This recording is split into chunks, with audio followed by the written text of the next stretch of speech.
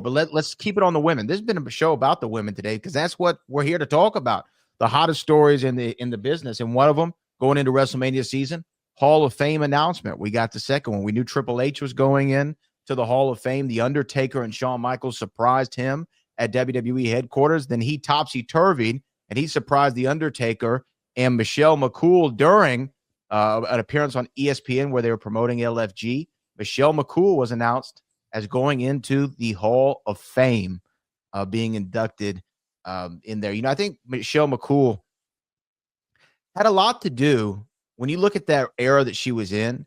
She was like the bridge that started like that. Her especially is coming off of the Diva Search era. The very, obviously everybody had to be a 10, a knockout 10, right? As far as a looks category. But Michelle McCool had this legitimate athletic background.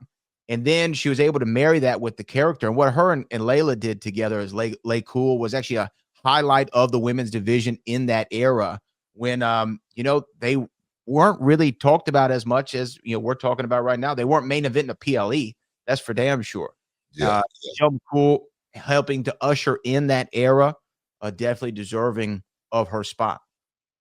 No doubt, man. She deserved that spot. She did a hell of a lot, at that time, and a lot of times, from the outside looking in, it's really, really hard, for a lot of people to understand, what some people do go in. But I tell you, the work that the people don't see is the work that, is really so important to making it to that position.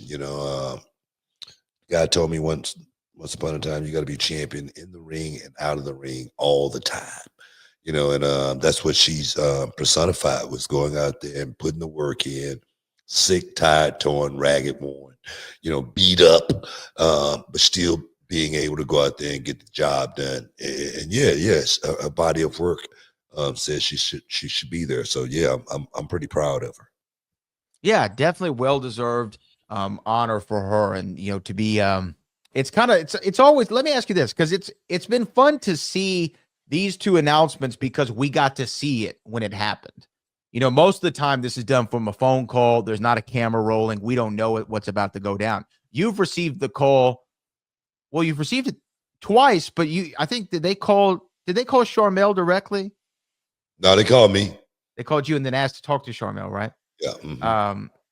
So you've gotten the call 3 times, probably the most rare, the only person to ever do that in the history of the wrestling business. What is that call like? When you go to 2013 into 2019, and then when Sharmell went in 2023, I believe. Yeah, it's kind of surreal, let you're wrapping up. You're done, kid. You've done enough. And for me, the first time around, I was like, man, I didn't know if I was ready for it. I really didn't. I was like, man, I feel like I'm too young to be going in, but it was an honor.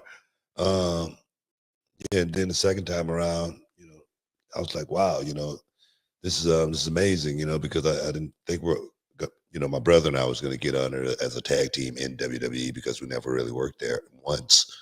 But our body of works, they put us in there.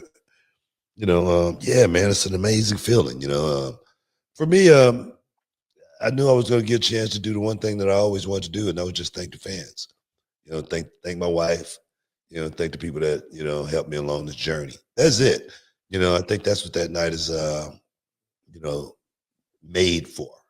At the end of the day, it is what that night's made for, and that's why I think a lot of us longtime fans, we love watching the Hall of Fame ceremony itself, but also this year see Triple H go in, to see Michelle McCool go in, and perhaps maybe another team, legendary team, because I saw this past week, I guess it was announced that both members of Demolition signed Legends deals with the company. That doesn't necessarily mean they're going in the Hall of Fame, but they're one of those kind of glaring omissions that haven't gone in yet. They're on the list with guys like Psycho Sid, who we've talked about before. There's a long list of guys who should go in, but Demolition, Barry Dorso, and everything Barry did even after Demolition broke up. was Repo Man, or even before. Yeah.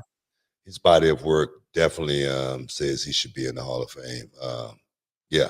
So if they make it, if they get that nod, man, I'd love to see Demolition make that walk on that stage, you know, in Las Vegas, baby. Because it's gonna be beautiful, man. It's gonna be beautiful. I'm going early, man. I'm going on Monday. I just stay out all week, man. But nah, man, we gotta take one more break, man. Stick around, guys. You're in the Hall of Fame. We'll be back in a minute.